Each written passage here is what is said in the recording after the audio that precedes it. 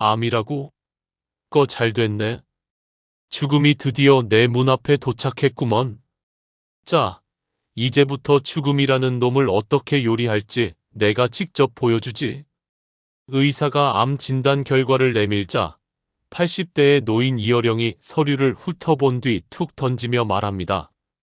2017년의 어느 날 대한민국 지성계의 거장 이어령은 인생에서 가장 거대하고도 잔인한 적과 마주하게 됩니다. 바로 이름만으로도 절망을 부르는 췌장암 선고였습니다. 80대 중반의 노인에게 암 선고는 사실상 삶의 종지부를 찍으라는 사형 선고와 다름없었습니다. 일반적인 사람이라면 그 자리에서 무너져 내리거나 신라 같은 생명 연장을 위해 병원 천장만 바라보며 남은 여생을 보냈을 것입니다. 하지만 이어령의 반응은 우리가 알던 노인의 그것과는 완전히 달랐습니다. 그는 암 진단 서류를 마치 남의 일인 양 훑어보고는 툭 던졌습니다. 그가 내뱉은 첫마디는 경악스러웠습니다. 거 잘 됐네. 이어령은 죽음이 자신의 문 앞에 도착했다는 사실을 깨달은 순간 공포에 질리는 대신 일종의 지적 호기심을 보였습니다. 그는 암세포를 제거하기 위해 현대의학이 제시하는 표준적인 절차들, 즉 수술이나 방사선 치료를 단호하게 거부했습니다. 내 몸속에 들어온 암세포도 결국 내 몸의 일부다.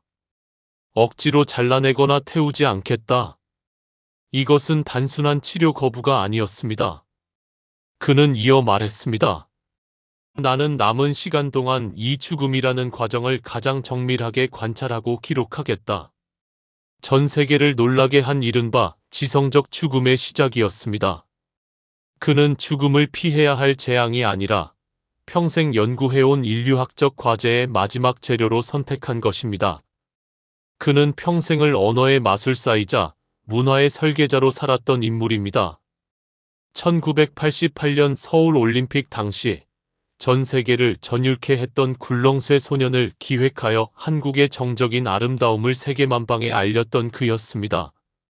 모두가 화려함과 소음을 쫓을 때 정적이라는 반전 카드를 꺼냈던 그 설계자다운 면모는 자신의 마지막 순간에도 여지없이 발휘되었습니다. 그는 자신의 죽음을 슬픈 투병기가 아닌 생애 최후의 예술 작품이자 무대로 규정했습니다. 병원 침대에 누워 산소 호흡기에 의지하며 신음하는 대신 그는 자신이 평생 지켜온 평창동의 서재로 주저없이 돌아갔습니다. 서재로 돌아온 85세의 노병은 그곳을 자신의 최후 격전지로 삼았습니다. 그는 하루 20시간이 넘는 시간을 오직 책 읽기와 글쓰기에 쏟아부었습니다. 그것은 단순한 작업이 아니라 뼈를 깎는 고된 노동이었습니다. 그의 뇌에는 평생에 걸쳐 습득한 방대한 데이터가 들어 있었습니다. 영어, 불어, 독어, 일본어를 포함한 8개 국어에 능통했던 그의 지성은 죽음의 공포가 턱 밑까지 차오를수록 오히려 더 서슬퍼렇게 깨어났습니다. 내가 죽어서 육신이 사라지는 것은 아깝지 않다. 하지만 내가 평생 쌓아온 이 지식의 도서관이 한순간에 불타 없어지는 것은 도저히 참을 수 없다. 이 도끼가 그를 버티게 하는 힘이었습니다. 그의 서재는 더 이상 평온한 학자의 공간이 아니었습니다. 그곳은 생의 마지막 에너지를 쏟아붓는 전쟁터였습니다. 넓은 책상 위에는 수십 권의 참고 자료와 고전들이 어지럽게 펼쳐져 있었고 그의 손가락 마디마디는 펜을 쥔 압력과 끊임없는 타이핑 때문에 흉측할 정도로 뒤틀려 있었습니다. 암세포가 췌장을 갉아먹으며 척추를 타고 올라오는 극심한 통증이 밀려올 때마다 그는 마약성 진통제 대신 타이레놀 몇 알을 입에 털어넣으며 버텼습니다. 맑은 정신을 유지하기 위해 고통을 정면으로 받아내며 컴퓨터 자판을 두드린 것입니다. 주변에서는 피골이 상접해가는 그의 모습을 보며 제발 쉬라고, 이제 그만하면 됐다며 눈물로 호소했습니다. 하지만 이어령은 그럴 때마다 사자후를 토했습니다. 쉬는 것은 죽어서나 하는 것이다. 나는 지금 인류가 단 한 번도 가보지 못한 죽음의 경계선을 넘고 있다. 이 생생한 리포트를 남기지 않는 것은 지식인으로서의 직무유기다. 그는 자신의 고통조차 관찰의 대상으로 삼았습니다. 암이라는 질병을 자신의 마지막 비서로 부리며 인간이라면 누구나 마주해야 할 죽음이라는 거대한 질문에 대한 해답을 한자 한자 기록해 나갔습니다. 당시 그의 지필 속도는 상상을 초월했습니다. 80대 후반의 고령의 암투병 중인 환자라고는 믿기지 않을 정도로 하루 평균 100매 이상의 원고를 써 내려갔습니다. 이는 신체 건강한 젊은 작가들도 감당하기 힘든 살인적인 스케줄이었습니다.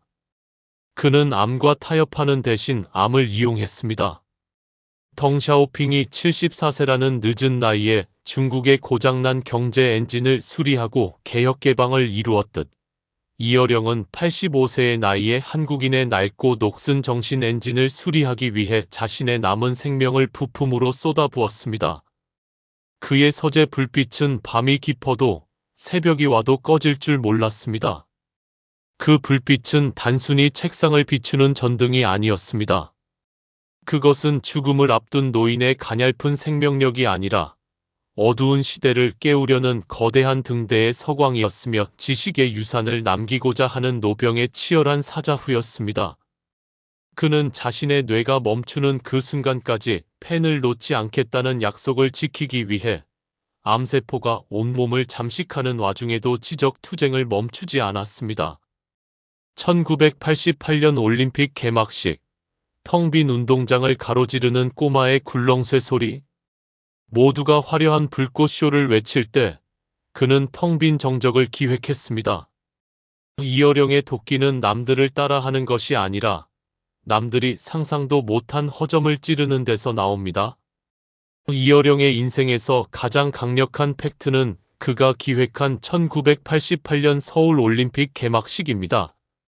당시 대한민국은 전쟁의 폐허를 딛고 일어선 개발도상국으로서 전 세계에 우리가 이만큼 잘 산다는 것을 과시하고 증명해야 한다는 강박에 시달리고 있었습니다. 정부와 조직위원회는 기술력을 뽐낼 수 있는 화려한 불꽃쇼, 수만 명이 동원되는 매머드급 카드 섹션 그리고 고막을 울리는 시끄러운 행진곡들로 개막식을 꽉 채우려 했습니다. 그것이 당시 성공한 국가들이 보여주던 전형적인 올림픽의 공식이었기 때문입니다. 하지만 개막식 기획위원이었던 이어령은 이 모든 주류의 계획을 단칼에 뒤엎어버렸습니다. 그는 회의장에서 이렇게 일갈했습니다. 시끄러운 소음과 화려한 조명은 행사 직후 금방 잊힌다. 전 세계인의 뇌리에 가장 강렬하고 영원한 기억을 남기는 것은 역설적으로 완벽한 정적이다. 그가 내놓은 기획안은 파격 그 자체였습니다.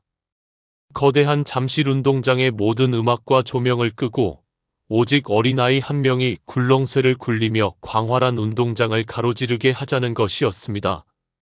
그가 원한 것은 무해 상태에서 발생하는 압도적인 집중력이었습니다. 이 기획안이 발표되자 정치권과 체육계는 문자 그대로 발칵 뒤집혔습니다. 반대파들의 비아냥은 상상을 초월했습니다. 전 세계 수십억 인구가 지켜보는 국가적 대사에 고작 애 하나 내보내서 굴렁쇠나 굴리게 하겠다는 거냐? 한국의 수준이 이것밖에 안 되느냐는 비난이 쏟아졌습니다. 이어령이 나라 망신을 시키려 한다는 극단적인 보고서까지 올라갔습니다. 그러나 이어령은 굴하지 않았습니다.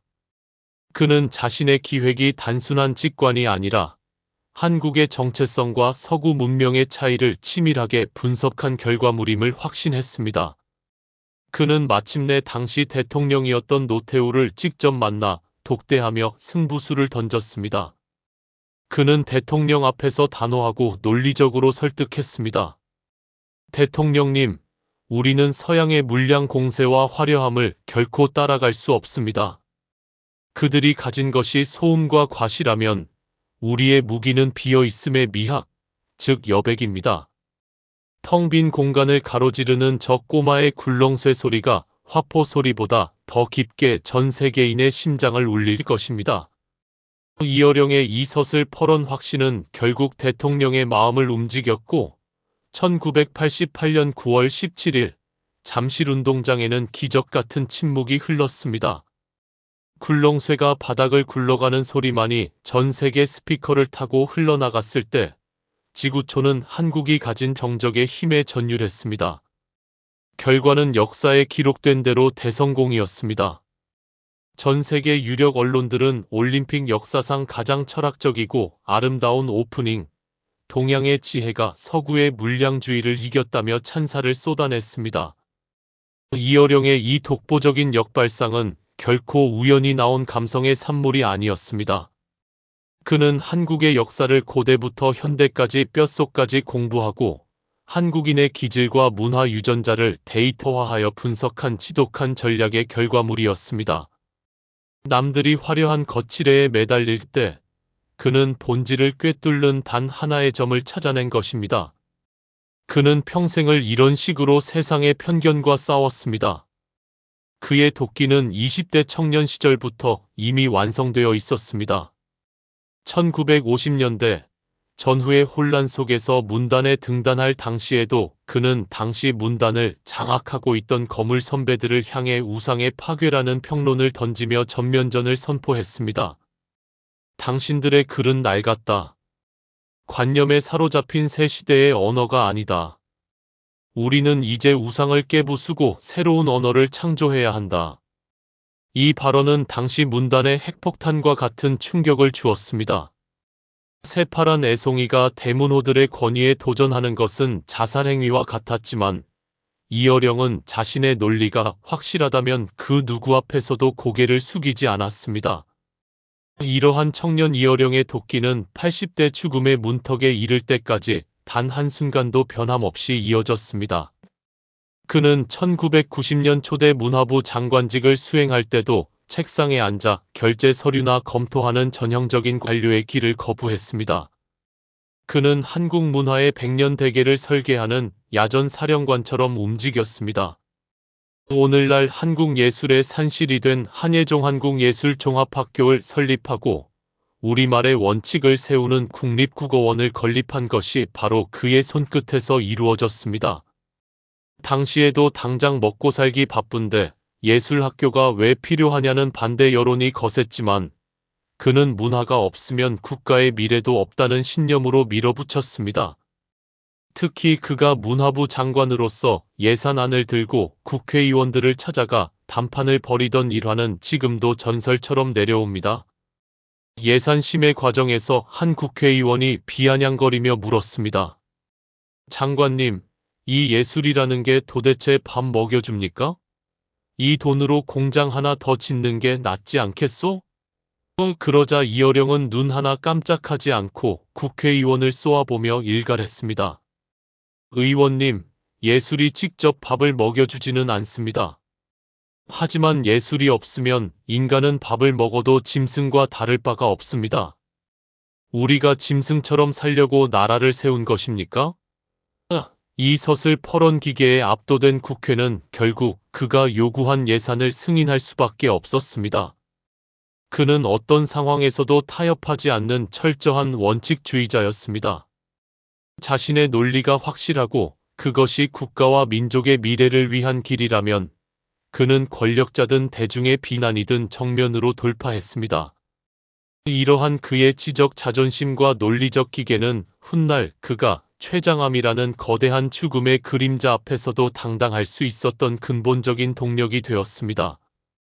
이어령에게 문화와 지식은 단순한 학문이 아니라 세상을 바꾸는 무기였고 그는 그 무기를 가장 예리하게 다듬어 적진의 심장부를 찌르는 인류 대장장이었습니다. 시청자 여러분, 굴렁쇠 소년의 정적에서부터 국회에서의 사자후까지 이어령이 보여준 이 일관된 도끼를 보십시오. 그는 남들이 예라고 할 때 아니오를 말할 수 있는 용기를 가졌고 그 근거를 증명하기 위해 평생을 공부에 미쳐 살았습니다. 1988년에 그 소년이 굴렸던 것은 단순한 쇠바퀴가 아니라 대한민국이 세계로 나아가는 생각의 바퀴였습니다. 그리고 그 바퀴를 돌린 것은 이어령이라는 거인의 지독한 분석력과 꺾이지 않는 자존심이었습니다. 우리는 이 챕터에서 배워야 합니다.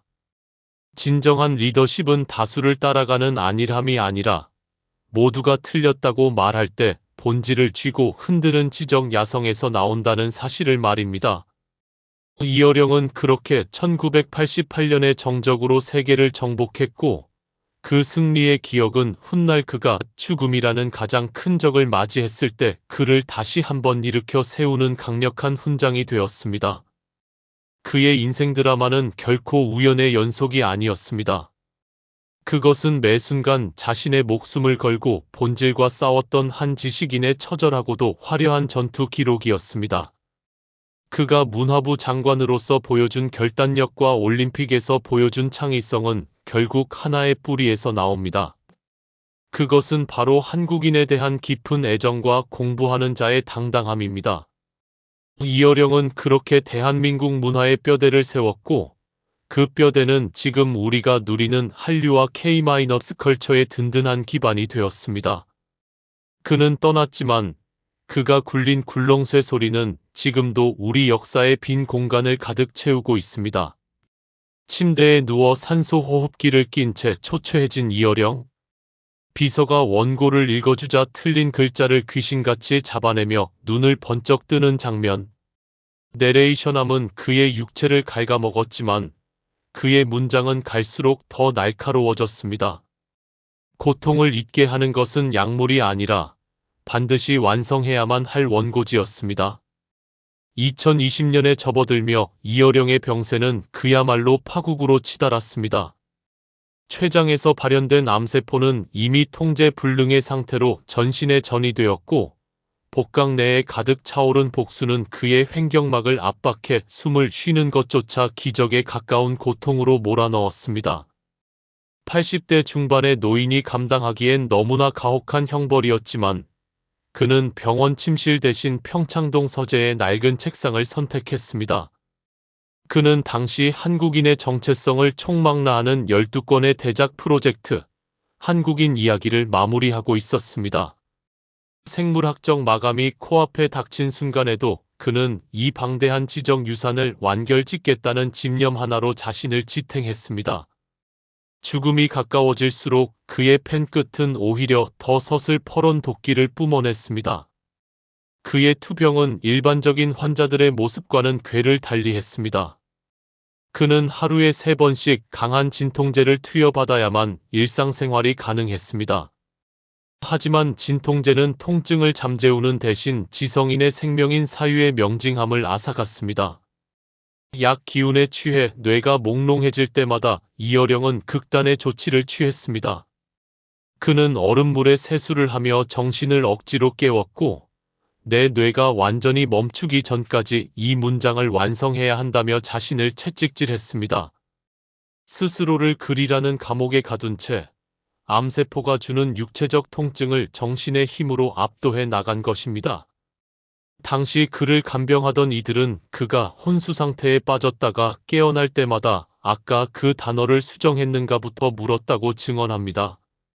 죽음보다 더 무서운 것은 자신의 문장이 불완전하게 남는 것이었기 때문입니다. 이어령은 평생을 언어의 굴레 속에서 살았습니다.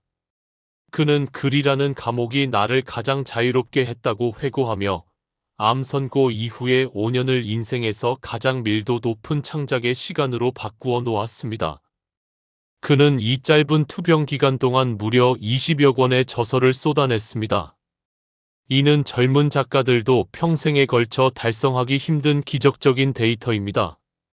그는 자신의 고통을 단순히 인내하는 데 그치지 않고 죽어가는 과정을 현미경으로 관찰하듯 세밀하게 기록해 라스트 레슨이라는 걸작을 잉태했습니다.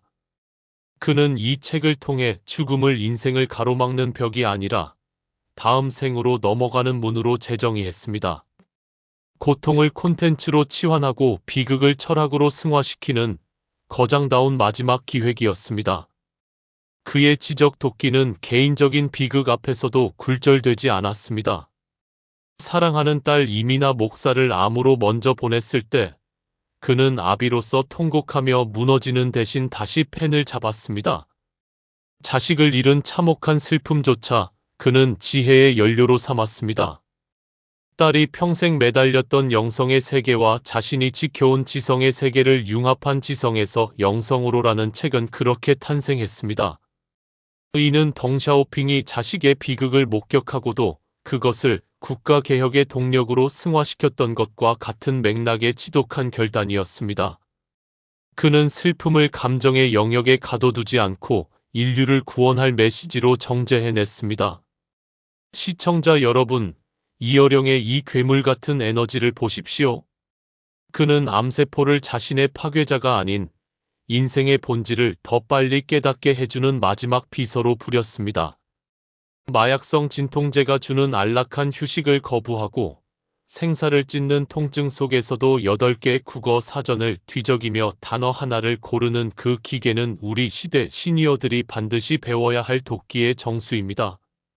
그는 죽어가는 것이 아니라 죽음을 뚫고 자신의 지적 도서관을 영원히 보존하기 위해 마지막 전투를 치른 것입니다.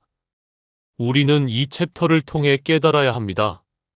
육체는 유한할지라도 끝까지 펜을 놓지 않는 지성의 의지는 죽음조차 패배시킬 수 없다는 사실을 말입니다. 이어령은 자신의 마지막 숨결까지 원고지 위에 쏟아부으며 인간이 도달할 수 있는 가장 품격 있는 마무리를 몸소 보여주었습니다. 그의 펜은 진통제보다 강했고 그의 문장은 암세포보다 끈질겼습니다. 이제 그가 남긴 뜨거운 문장들이 시청자 여러분의 잠든 영혼을 깨울 차례입니다. 2022년 2월 마지막 원고를 탈고하고 펜을 내려놓는 앙상한 손. 창밖에 눈이 녹아내리는 풍경. 임무 완료. 노병은 자신의 지식을 모두 쏟아붓고 나서야 비로소 휴식을 허락받았습니다. 2022년 2월 26일 대한민국 지성사의 한 페이지가 아니라 그 거대한 도서관 전체가 멈춰 선 날입니다. 이어령은 드디어 88년이라는 긴 지적 여정을 마쳤습니다. 88세. 사람들은 흔히 천수를 누렸다고 말하지만 그가 보낸 마지막 5년은 천수를 누리는 노인의 평온함과는 거리가 멀었습니다. 그것은 매 순간이 암세포와의 유혈낭자한 전투였고 자신의 뇌세포 하나하나가 사멸해가는 과정을 지켜보며 기록한 처절한 보고서였습니다. 그는 마지막 순간까지 지적 명징함을 잃지 않기 위해 사투를 벌였습니다. 그의 마지막 임종 자리는 슬픔보다는 경건함이 지배했습니다. 그가 남긴 마지막 유언은 우리가 예상했던 거창한 철학적 태제가 아니었습니다. 그는 곁을 지키던 이들에게 아주 낮은 목소리로 고맙다. 그리고 미안하다라는 짧고도 묵직한 말을 남겼습니다. 이 문장은 평생 수만 개의 단어를 부리며 언어의 마술사로 불렸던 거인이 언어의 끝에서 마주한 가장 순수한 본질이었습니다. 이어령은 평생 모은 수만 권의 장서와 자신의 지적 자산들을 사회에 환원하겠다는 뜻을 죽기 직전까지 명확히 했습니다. 그는 자신의 서재인 영인문학관에 쌓인 지식들이 개인의 소유로 남는 것을 경계했습니다. 나는 아무것도 가져가지 않는다. 내가 남긴 글들이 다음 세대의 땔감이 된다면 그것으로 족하다. 이 말은 그가 평생 추구해온 무소유의 지성을 상징합니다. 그는 지식을 권력으로 삼지 않았고 오히려 그것을 나누어 타인의 머릿속에 불을 지피는 도구로 사용했습니다. 그는 죽음이 임박한 순간에도 자신의 죽음이 신비화되거나 슬픈 심파극으로 기록되는 것을 극도로 꺼렸습니다. 그는 자신의 장례식을 오히려 생명의 순환을 축하하는 축제처럼 치러달라고 당부했습니다. 이는 죽음조차 자신의 문화적 기획의 일부로 편입시킨 굴렁쇠 소년 기획자다운 마지막 연출이었습니다. 그의 죽음은 대한민국 지성계에 거대한 구멍을 남겼지만 그 구멍은 결코 비어있지 않았습니다. 그가 남긴 160여 권의 저서와 수만 장의 육필 원고는 여전히 우리 곁에서 뜨겁게 숨쉬고 있습니다. 이어령은 우리 시대의 시니어들에게 나이 들미란 지혜가 깊어지는 축복이자 생애 가장 치열한 전성기임을 자신의 삶 전체로 증명했습니다. 그는 80대 후반의 나이에도 불구하고 돋보기를 들고 최신 IT 기기들을 연구했습니다. 스마트폰의 작동 원리를 파악하고 인공지능 AI과 메타버스가 인류의 정신을 어떻게 바꿀지 분석했습니다. 그는 88세의 나이에도 대한민국에서 가장 젊은 뇌를 가진 인물이었습니다. 기계가 인간을 대신할수록 인간은 더 인간다워져야 한다는 그의 경고는 기술 만능주의에 빠진 지금 우리 세대에게 남긴 가장 날카로운 유언이 되었습니다. 그는 단순한 책상물림 학자가 아니었습니다. 이어령은 자신의 생각을 현실로 바꾸는 실행하는 지성의 표본이었습니다. 1988년 서울 올림픽의 기적을 만들었을 뿐만 아니라 세계 도자기 엑스포를 기획하고 한중일 문화 셔틀이라는 거대한 담론을 제시하며 동북아 평화의 길을 문화적으로 설계했습니다. 그는 국가의 명운이 걸린 굵직한 행사들을 직접 지휘하며 성공시켰고 그 과정에서 보여준 결단력은 그 어떤 정치인이나 경제인보다 강력했습니다. 그는 박태준이 포항의 모래바람 속에서 강철로 나라를 세웠듯 자신은 평창동의 고요한 서재에서 생각의 힘과 문화의 자부심으로 대한민국이라는 나라의 격을 세우고자 했습니다. 그의 마지막 수업은 그가 눈을 감은 뒤에도 멈추지 않고 계속되고 있습니다. 그가 병마와 싸우며 남긴 수많은 강연 영상과 글들은 디지털 바다를 떠돌며 길을 잃은 수만 명의 시니어와 청년들에게 영적 나침반이 되어주고 있습니다. 인생은 60부터가 아니라 죽는 순간까지가 인생이다. 이 명제는 이어령이 자신의 마지막 1초까지 지필에 매달림으로써 완벽하게 증명해낸 사실입니다. 그는 마지막 숨을 내뱉는 순간까지도 자신의 뇌를 풀가동했으며 그가 뿜어낸 지적 에너지는 지금 우리 세대에게 거대한 유산으로 상속되었습니다. 그는 육신으로서는 떠났지만 그가 뿌린 지성의 씨앗들은 대한민국의 문화적 토양 위에서 지금 이 순간에도 찬란하게 꽃피우고 있습니다. 이어령은 생의 마지막 순간까지 지식인의 의무에 대해 고민했습니다. 그는 자신이 알고 있는 것을 남기지 않고 떠나는 것을 직무유기라고 생각했습니다. 그래서 그는 복수가 차올라 앉아 있기도 힘든 상황에서도 책상을 떠나지 않았습니다. 의사가 가만히 누워 있어야 한다고 경고할 때마다 그는 오히려 더 세차게 자판을 두드렸습니다. 그는 죽음을 기다리는 시간을 죽음과 싸우는 시간으로 바꾸어 놓았습니다. 그는 암세포가 자신의 육체를 무너뜨리는 것을 막을 수는 없었지만 암세포가 자신의 사유를 방해하는 것은 결코 허용하지 않았습니다. 이것은 인간의 정신이 육체의 한계를 어떻게 극복할 수 있는지를 보여주는 가장 극적인 사례입니다. 그가 남긴 88세의 라스트 레슨은 단순히 열심히 살라는 교훈이 아닙니다. 그것은 인간으로서의 품격을 끝까지 유지하라는 준엄한 명령입니다. 그는 자신의 죽음을 앞두고 제자들에게 이렇게 말했습니다. 내가 죽거든 슬퍼하지 마라. 나는 내가 하고 싶은 공부를 끝까지 다 하고 가는 행복한 사람이다. 그는 공부를 즐거움으로 삼았고 그 즐거움이 죽음의 공포를 이기게 했습니다. 그의 서재에 놓여있던 수천 권의 책들은 단순한 장식품이 아니었습니다. 그것은 그가 평생 동안 대화해온 친구들이었고 그 친구들이 마지막 길을 배웅해 주었습니다. 그는 또한 대한민국이 문화 강국으로 나아가기 위한 초석을 놓았습니다.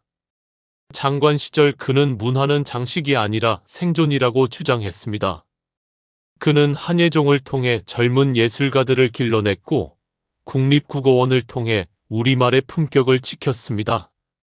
이 모든 활동은 그가 가진 지적 도끼에서 비롯된 것이었습니다.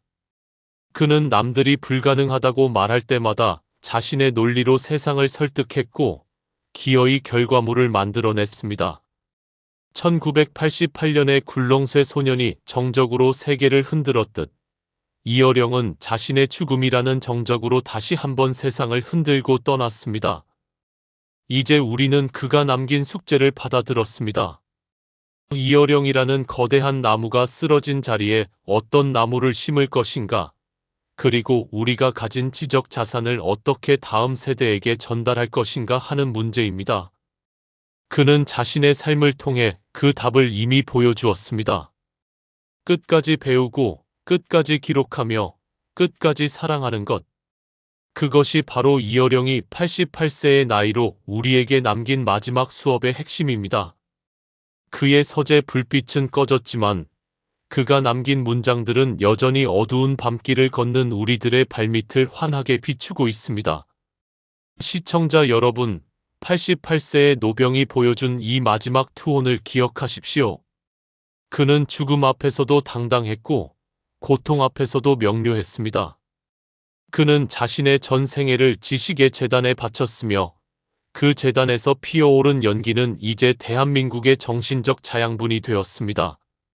이어령의 인생 드라마는 여기서 막을 내리지만 그가 남긴 지성의 울림은 우리 가슴 속에서 영원히 멈추지 않을 것입니다. 그는 진정으로 잘 살고 잘 떠난 이 시대의 마지막 거인이었습니다. 텅 빈 이어령의 서재. 햇살이 비치는 책상 위에 돋보기와 만년필만 덩그러니 놓여 있습니다. 내레이션 이어령은 죽음을 통해 우리에게 숙제를 남겼습니다. 당신은 당신의 마지막을 무엇으로 채울 것인가? 이제 당신이 답할 차례입니다. 시청자 여러분, 성공한 노년이란 무엇입니까? 우리 사회는 은퇴를 정리라고 말하지만 오늘 우리가 목격한 두 거인의 삶은 은퇴를 완성이라 정의합니다. 덩샤오핑이 88세의 남순강화를 통해 중국의 운명을 통째로 바꿨고 이어령이 88세에 자신의 죽음을 기록하며 한국인의 정신적 지평을 넓혔습니다. 이 두 거인이 우리 시대 시니어들에게 던지는 메시지는 소름 돋을 만큼 일관됩니다.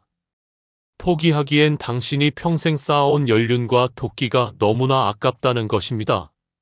나이 70과 80은 쇠퇴의 내리막길이 아니라 인생의 모든 고통과 지혜를 용광로처럼 끓여내 거대한 반전을 시작할 최적의 시기입니다. 이어령은 생애 끝자락에서 그 누구보다 처절한 전투를 치렀습니다. 사랑하는 딸을 먼저 보낸 단장의 슬픔, 췌장암이 뼈를 깎는 고통, 그리고 시대의 끝에 홀로 선 고독까지. 그는 이 모든 비극을 방치하지 않고 지혜의 칼날로 갈아냈습니다. 딸의 죽음 앞에서도 그는 통곡 대신 펜을 들어 지성에서 영성으로라는 다리를 놓았고 자신의 암세포조차 관찰의 대상으로 삼아 라스트 레슨이라는 유언을 남겼습니다. 덩샤오핑의 실용주의가 인민의 배를 불리는 강철의 길이었다면 이어령의 지성주의는 우리 영혼의 허기를 채우는 빛의 길이었습니다. 두 거인의 공통점은 명확합니다. 마지막 1초까지 조국과 인민을 위해 자신의 모든 에너지를 쏟아붓고 자신을 향한 우상화를 단호히 거부했다는 점입니다. 여러분의 지금 삶은 어떻습니까? 혹시 나이 들어서 할 수 있는 게 없다며 스스로를 방치하고 계시지는 않습니까? 이어령의 책상을 다시 한번 떠올려 보십시오.